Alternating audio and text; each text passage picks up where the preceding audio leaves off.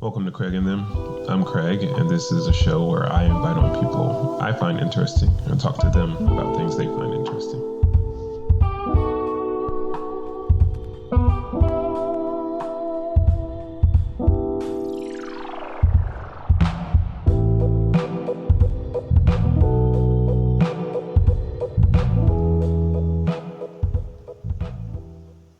Hello, everyone. The 1985 comedy Brewster's Millions is my 80s movie pick for this week's podcast. The late actor and comedian Richard Pryor played Montgomery Brewster, a minor league pitcher who learns his great uncle is going to leave him $300 million. Montgomery must first spend $30 million in 30 days before he inherits the larger amount. However, there are several strict rules he must follow in spending the money. And there is a verse in the Bible, the parable about the shrewd manager in Luke chapter 16. And there's a verse that says, "Whoever can be trusted with very little can also be trusted with much." Now, $30 million is by no means a little money. But I thought about how challenging it was for him to spend all of that. He had never seen or had access to that much money in his life, and I couldn't imagine having that much money or having 30 days to spend it all with the restrictions that he had. And in the movie, we see the management, decision-making processes, the challenges, the creativity, and responsibility that accompanied having that money. It could be called a blessing and an opportunity to experience many things. And then I thought about being a parent, experiencing all of those things I just stated. Being a parent is a blessing and it's a big job. And I think, wow, I've been given an opportunity, a responsibility to impart knowledge, to raise two boys, to be respectful, conscientious, accountable, productive individuals. As the verse says, I have been entrusted with much. Perhaps you may take a minute to think about how you are handling what you have been given.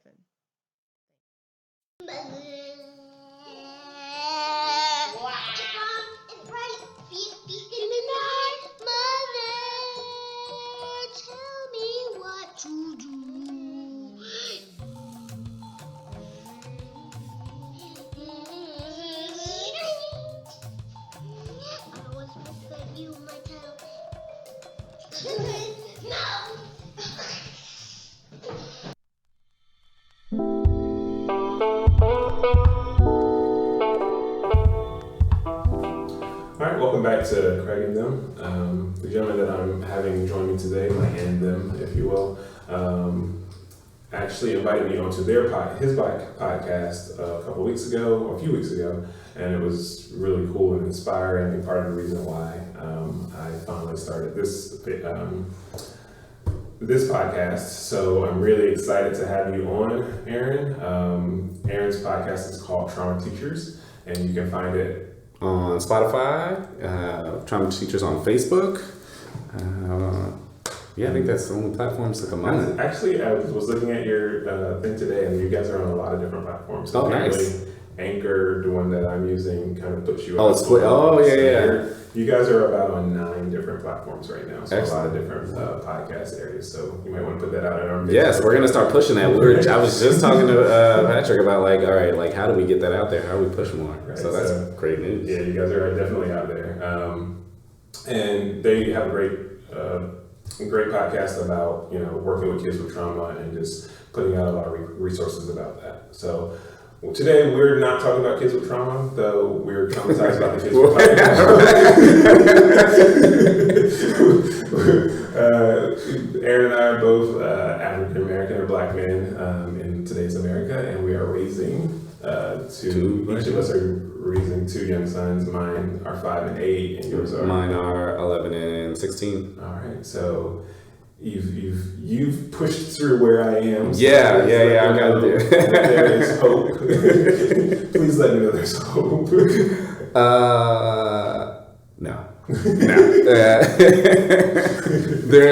There's light at the end of the tunnel. The unfortunate part is there's just another tunnel. So no, it's I think where I am right now is the light that is at the end of the short tunnel is, I think, there are those short tunnels, is gaining the independence. I think from where your two are at, to the stage where my two are, I think that's the hope. Okay. Is that there is definitely, like, you don't have to be such a helicopter parent. That helicopter parenting part is kind of over. Like, every action, every movement is you can take a step back a little bit. They're able to do things by themselves. Like, you know, my youngest, who's 11, and it is, you know, he's finding his way around the kitchen now. So like, okay. He's able to read the directions off stuff that needs to go into the oven, and as long as we're home, he can, you know, take care of that situation all by himself. So the independence is kind of is where that hope is right now. I just had a conversation with my son, my 8-year-old, the other day, and I told him, I said, we're gonna give you a few more responsibilities around the house, because you know, you're 8, you need to start making your bed when you come home for school or before you leave for school, and you're going to start helping me with laundry and things like that, because they help anyway, but the detergent and I can't afford it. Right. You can do that. Now you're going to start helping. So the other one, though, is actually there's less noise. Okay. I mean, that is what I need to hear. I was gonna say, I didn't want to forget or leave that one out, because I feel like that's a very important, like, and for you folks that are not parents yet, like, less noise is. Yeah, that's a great, like, I mean, like, I just felt a weight lift. Yeah. When you said that. So hang in there. That backseat will quiet down. It will become less noisy. But each one. Don't make me come back there. Right. Yeah. You don't have to say that as often. You're not getting worn down by the sound of people. Like, I didn't think that was a real thing until, like, I'm physically exhausted by listening to other people make noise. Right. I didn't think that was a real thing. But it's coming to an end. You know, with both of those things. That being said, though, they both come with new challenges, which is kind of strange. So, you know, gaining their independence, you start to, that starts to, like, okay, now where are they going? What are they doing? How are they? So, like, new questions, new things are posed with each kind of transition into new stages and new different things. And with less noise, it's kind of like, all right. So now it's, what do we talk about? Why aren't we talking? Yeah. And that whole thought of, like, okay, now it's like, now you have to create conversations, and you have to create noise in a way. So, I mean, but. Okay. Yeah, because I know at this stage for me, if there's quiet, then that means I have to. What happened? There's a fire. What happened destroyed? Right. That you don't want me to know about. Why are you so quiet? Right. What is on fire? What is about to be on fire? Yes. Right. So you're originally from California. Yeah. You know, we've all seen Boys in the Hood and all those movies like that. So, and about the West Coast, a young black man on the West Coast. What was it like for you? What was your experience like growing up out there and raising your boys there? Because you raised them there for a few years. Yeah. So luckily we were we're about an hour or so of LA.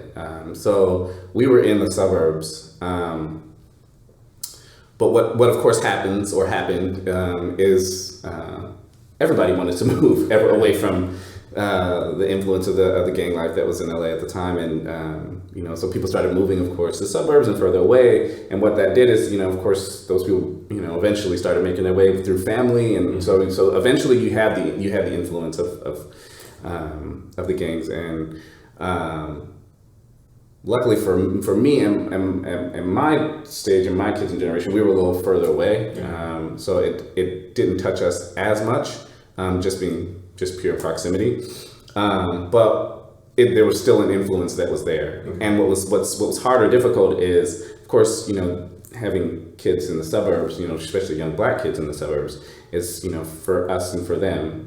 Well, I say us because I feel like we've shared the similar stories. Is that, you know, you kind of are on in between two fences in a way, and that's kind of where it was in the West Coast. So you had like that feeling of like that heavy gang influence, and then you had like kids that grew up in the suburb. So like you were either like influenced by the gangs, or you were not black enough, right? Considered to be by the gang members, and that's where it came, and that's where some of that challenge came from. So you were almost like a target in some way because you didn't fit into that lifestyle. So there was kind of that aspect.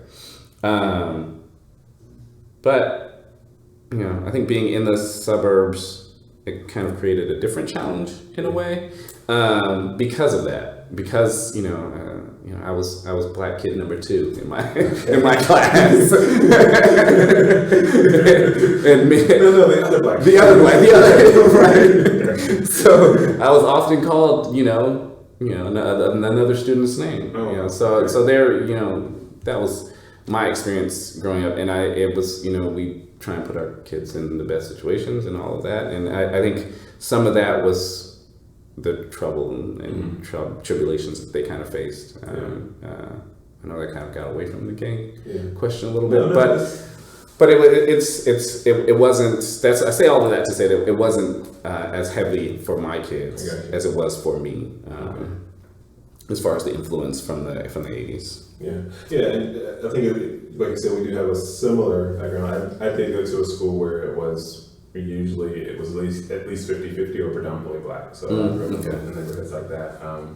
My family was heavily into, not in the East Coast, I didn't hear as much about gangs coming up early, but it was a lot of drug stuff going on, and my family was involved in some of that. Right. And I think I wasn't black enough. Right. I was a nerdy kid. I was the one with the books, so they were like, just leave him alone, just let him do his thing. So I never had to, and I was never really exposed to that as much. I did grow up in my grandmother was what was called a bootlegger, so I would go to her house and people were sitting there drinking and smoking weed and doing all this stuff, and so I was exposed to it and saw it, but it wasn't something that was necessarily influential to me because it wasn't something that I was exposed to it, but I wasn't like indoctrinated into it. I guess that's the best way to say it. And then my kids, like we are so much separated from my family that it's just kind of us, like my little nuclear family, where the exposure that they get to the outside world is going to school and going to daycare and those things like that. But outside of that, there's no we're not allowing them to be indoctrinated into or exposed to that other stuff. And sometimes I'm afraid. Should they be more exposed to some of it just to kind of understand what to stay away from? Right. There's that feeling of like, am I like, I don't want to not censoring. I think that might be the wrong word, but like coddling or putting them too much of a bubble. Yeah, it's definitely a consideration. For sure. Yeah, so I get stuck there sometimes, because I don't know. And one of the things that I want to talk to you about was just that idea of knowing that you're a good dad. It's hard at you get those different stages, like you said, with the kids and with yourself, knowing that you're a good dad. So how do you combat that feeling for yourself? It's definitely a hard thing. Like I was, I think one way is to be conscious and like to be aware. I mean, but that's a double-edged sword in a way because of my relationship with my father, in the way that like there really wasn't one growing up per se. I mean, he was around, but I mean, it was not really, there wasn't a great bond there. So I was very conscious of that as a child, and I think that definitely stuck to me as I became an adult. So and by the time I had kids, and I was very conscious of all of our conversations, like everything, all of my movements, all of my words, everything had a meaning and meant something, because I can remember some of the lack of things for me that weren't there, and they meant something for me. But I'd say it's a double-edged sword, because on one hand, I'm very connected in a way. It makes you very connected. But it can almost be maddening in a way, because like you said, you're always wondering, like, okay, did I say enough? Did I do enough? Did I say it wrong? So it's all of those things are always swirling around in your head. And sometimes it's like, it's, like I said, it's maddening, because you can't turn it off. You don't, there is no off switch for it. And if there is, and when there is, because sometimes you're like, okay, you get stuck and you're like, okay, I don't know what to do. And for me personally, sometimes I don't move. Mm-hmm. And even that is a thought, like, okay, you didn't move. So what is the result of you not, right. that one aspect where you chose to freeze and you didn't move and pick a side either way, like, what does that mean? What are those outcomes? So like, it's, like I said, it's that double-edged sword. Like, one hand being very connected, but also like trying not to drive myself insane. Yeah, the message, like feeling like everything that you do is presenting a message to your son. Yes.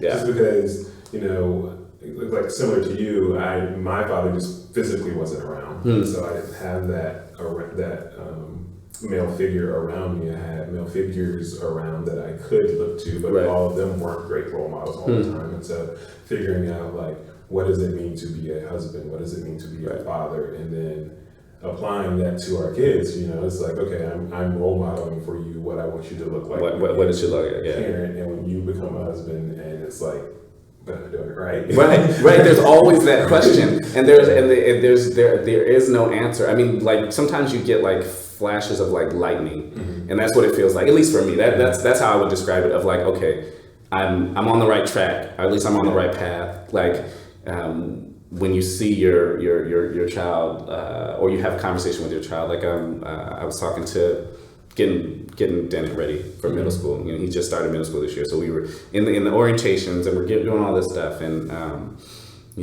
we're having conversations. So we do the come meet your teachers. Back to school night. Like, just the prep, like, here's your schedule, here are your classes, kind of thing. So, and in the car, preparing him, we walk past one of his students, not one of his students. He doesn't teach. He does not teach. He's smart, but he does not teach. One of his peers. One of his peers. One of his friends. And she has, she looks like she's had an accident. So it looks like it might be burns. To her face and to her hands. And he's always been friendly with her because it was a friend of his in elementary. And I was thinking, and I was like, okay, like, how do I make this a teachable moment to say, like, okay, kids might make fun of her, but, I want you to be able to, be the type of person that doesn't feed into that at bare minimum, right? You're not making fun of them with other people, but I want you to be the kind of person that stands up and says, hey, that's a friend of mine, or, whatever. So in that's all going running in my head. And as we're sitting in the car, I begin to have this conversation with him, and he says to me, why would I do that? Talking about like why would I join in making fun of her, or why would I make fun of her? Why I wouldn't do that. And that was one of those lightning flashes of like, okay, I've planted a seed somewhere. I don't know where, like you said, because you're never conscious of it. And it's like, okay, am I doing a good job? But there's one of those lightning bolts. Okay, like I did something along those lines, and it's working. So, you are rewarded at some points, like I said, that to say, okay, you're on the right track. You're doing okay. Okay, cool. So I have like some general fears for my kids. Just they're, like I said, they're younger. They're in elementary school, kindergarten, third grade, and so they're in those first stages of like, what is it like to have friends, and how do we build up those friendships, and and how to help them, like you say, understand what it means to be a friend and to stand up for other people. As they're getting older, like your oldest son is high school now. So what are some of the fears moving forward for him that you're facing right now? Those are the ones that I was saying, like, as they become independent. Like now, like he's learning to drive, so he's got a permit, which comes with a whole nother list of like worries, like and like, don't hit the curbs, don't hit people. Like, these are all like the bare minimum things that come with learning to drive, right? I'm worried about those. But then I'm also worried about the fact that there will become a time where he'll get his license, and his mother and I won't be in the car with him. He will be out by himself. He will be with friends. And what does that look like for him? Like, what are those interactions with, law enforcement should it happen? Which kind of segues into one of the huge ones right now at this point, is that, it's kind of insane or a shame for me, that the fact that like the same things that probably our parents were worried about, you know, are the same troubles or worries that concerns that we have. You know, like the just a prejudice of like society at whole, and in embedded in that, or kind of a sub of that is the police involvement. You know, because I'm terrified of like. Now he's driving, right? So of course, you know, if he gets a ticket, if he gets pulled over, that's a reason, of course, now for him to be involved with law enforcement. So what does that look like, and how does he go about that? And like, am I teaching him the right things? Right. Now I have to teach him the right things. Like now I have to have the talk, you know, the police talk, and what that looks like. And I'm terrified of that. I had the privilege of going to a group that was put on by locally, and one of the former police chief, black man, was there, and he was talking about how he talked to his own son about that. He's like, I'm a police chief, but I know police officers. He's like, I understand that there are some prejudices and there's some fears there. And so I tell my son, my son's huge. He's like 6'4", big guy, and he's like, I tell him, come home. Right. He's like, whatever you do, come home. Be as step infectious as you need to when you're dealing with with the officer. Just come home and we'll deal with everything afterwards. Right. After everything else, we'll figure it out. Like, but you need to just make sure you bring your butt home. And it's like, that's such a scary thought. Like every time I get pulled over, and I got pulled over a couple times just for a light being out on my license plate. Every time I get pulled over, I get scared. Yeah. There's like a jolt of, speaking of lightning, there's a jolt of just fear, like squeezing my chest, thinking, like, I know I'm a respectful person, and I've done nothing wrong. Right? I've done nothing wrong. Like, I might have a light out, and we'll figure that out. But you know, can I reach for my stuff? Get that early before he comes to the car. Like, I want to make sure I'm doing all the right things. Right. You know. Yeah. And that's another fear that I have, actually, that bleeds right into it, is that like he's a passenger now, and you know he's bigger than I am. So, you know, the fear of like, they don't see him as a boy anymore, you know, and sometimes that doesn't even matter whether they see him as a boy or not. But now, like, they definitely see him as he's a man now. So like, I'm forget me when we get pulled over now, you know, because we got followed into the complex earlier this week, maybe yesterday or the day before.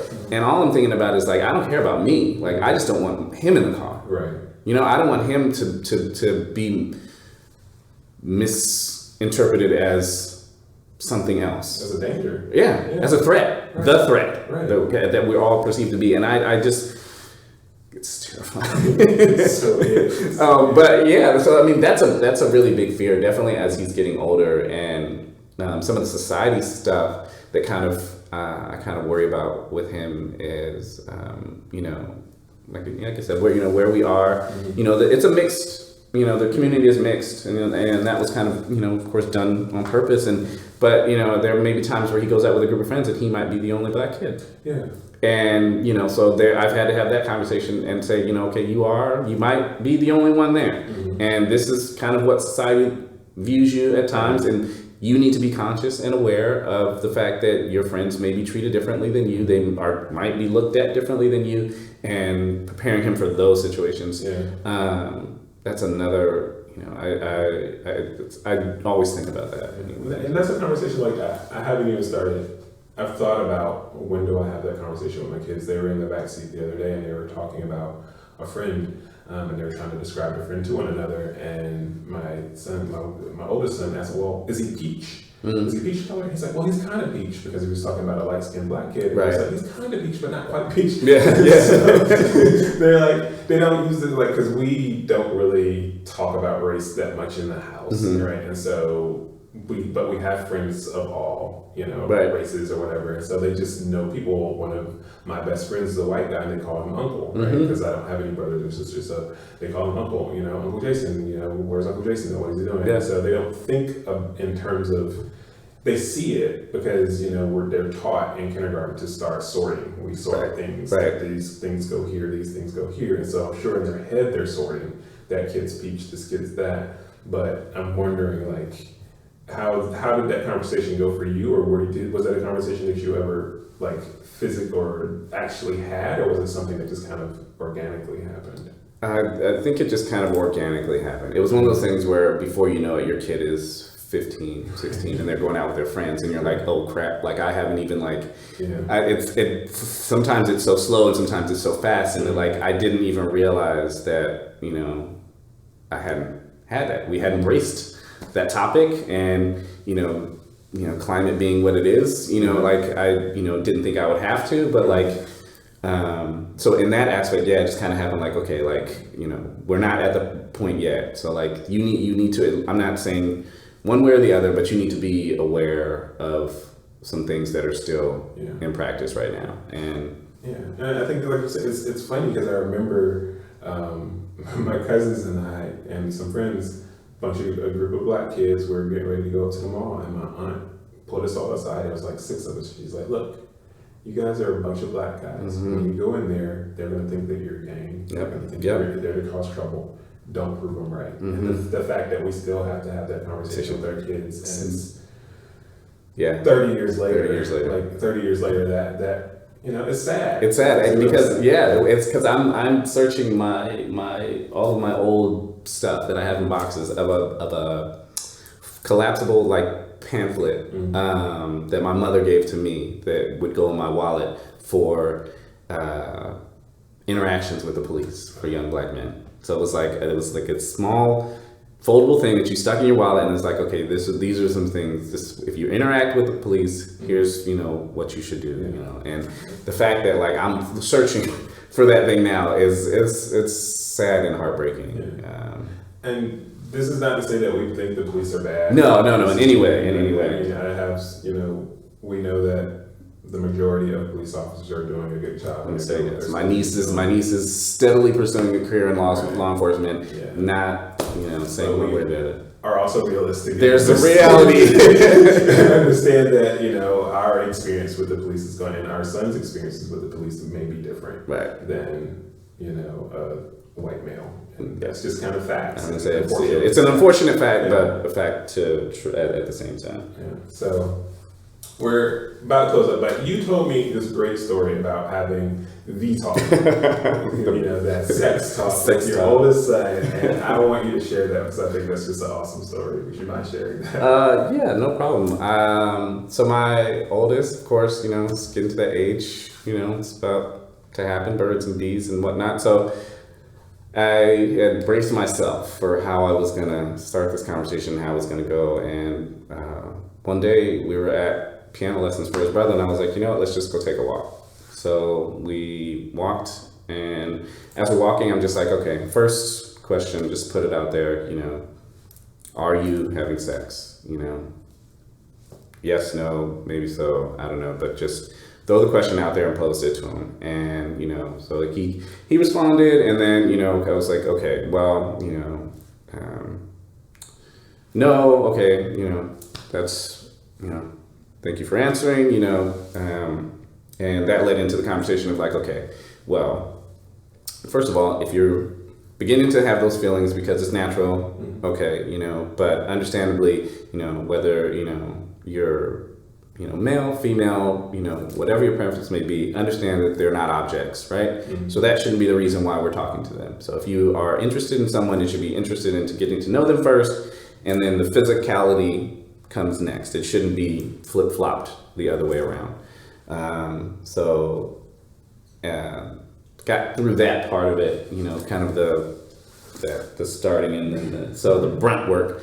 And then, that leads into us keep strolling. And as we're walking and kind of, smaller bits and pieces and talking, just kind of like, searching for some stuff. And he was kind of telling me things. And so CVS is coming up. So I'm just like, all right, okay, here's the next piece. So we go in to CVS, and I'm like, okay, so if it starts to happen, you need to be prepared. This is not me saying, that I support you at your age going to have sex. Right. But if you should, you need to be safe and you need to be prepared. And part of that is being able to find protection and know where it is and how to get it. So go. So we're in CVS, and we walk in the door, and I say, go. You need to find where the condoms are. You need to find the aisle. Go. I'm not going to do anything. Right. So he proceeds to read the aisles, read the signs, and I'm just kind of trailing behind him. And he eventually finds the condoms in the aisle, and then that leads to the conversation of like, okay, so what do I pick? What is I don't know the difference of anything. I was like, okay, well, as a starter, there's varieties, everything has, this and this and that, but this is where I started. Mm-hmm. So I was like, okay. So he goes and he finds it and he picks one down and I was like, okay, so do you have any money? I was like, no. Okay. Well, let's talk about that for a second. So you're thinking about having sex, you maybe want to, and here we are in the store and you don't have the money that it takes to buy protection. So if you don't have the money to buy protection, that chances are you don't have the money to take care of the responsibilities that come with having sex should you be out there having sex and not using protection. Mm-hmm. So meaning a baby or kids or STDs or whatever the case would be, you're not prepared financially to deal with that. So is that something that you should be thinking about? That's something that you should be conscious of. What do you think? Yeah. Okay. All right. Okay. So we understand that you are broke and you need to think twice about your actions. All right. Next step is you need to go to the register and pay. We need to get rid of the idea of being uncomfortable and not looking. So here's the money. Yeah. I'm going to stand over here. You need to go to the register and not feel uncomfortable about making this transaction because I'm not going to be there to hold your hand all the time. And I don't need a reason for you to say, this is why I didn't do it. So I send him to the register and I stand in the back and he pays and we then exit the store and kind of close the conversation. I again reminded him that, all of the things that we just talked about and this is again not me giving you permission to say that I think it's okay, but you need to have an understanding of like the real world connections to all of your feelings, thoughts, and behaviors. And at the end of the day, if you do have questions or concerns, I'm available. And we kind of, of course, that leads back to the independence part, right? So that and things that we lose. So of course, there's less noise. Yeah. So it means there's less talking. So a lot of his answers are fine, no, I don't have any questions. So there wasn't a whole lot of back and forth. So we were able to close the book on that conversation and we made our way back. I just think it was awesome. Like I love that story just because you used the resources around you in terms of like the store and like making him think like through practical means. Right. These are condoms. Do you have $10 to buy? Right. No. So I don't want to be a granddaddy because I don't want to be paying for your baby's diapers. You don't have money to pay for this either. Right. And I think that's just an amazing way of like having that conversation as opposed to like what you see on TV with sitting down beside the kid on the bed. It's just a very practical way of doing it. And then the having him buy them himself, because we see that in the movies too. The kids like right. Go up there, buy them. Right. Do it. How did he respond to that part of it? He was surprisingly stoic. Was he? But of course he didn't have $10, so of course it was my debit card. So I mean he was a little more. He wasn't as flustered because he knew the card was going to go through and he had money. But no, I mean he took it relatively well. He did. I was looking for to see if he was going to put his head down or not make eye contact, but he was pretty stoic. I really do think it's great that you are creating such a open environment with your kids where they can come and talk to you and you're being conscious of the conversations that you're having with them and you're thinking through the conversation that you wanted to have with them about the young lady and her scars. And he reacted the way he reacted in terms of why would I do that? This is a dumb conversation. Right. But the fact that you even wanted to have the conversation and you thought I need to have this conversation is I think that's the one thing that I want our listeners to hear is have those conversations with your kids. They're important. We work in an environment where we deal with other people's kids all day, every day, and I've shifted to where I'm dealing with different types of kids, but the kids that you're dealing with, trauma, stress, trauma teachers on Facebook. You can hear more about Aaron's stories in terms of dealing with the kids that he deals with. But those kids, we see the results of not talking to your kids, and not letting them know what's okay, what's not okay.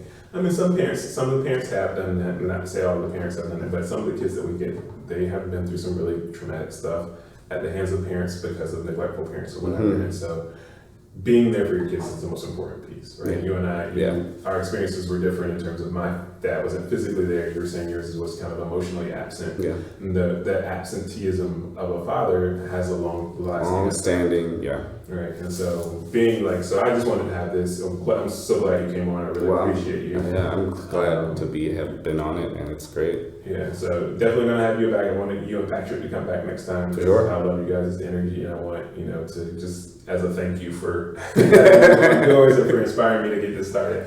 But I really appreciate you, man. So thank you. No, absolutely, man.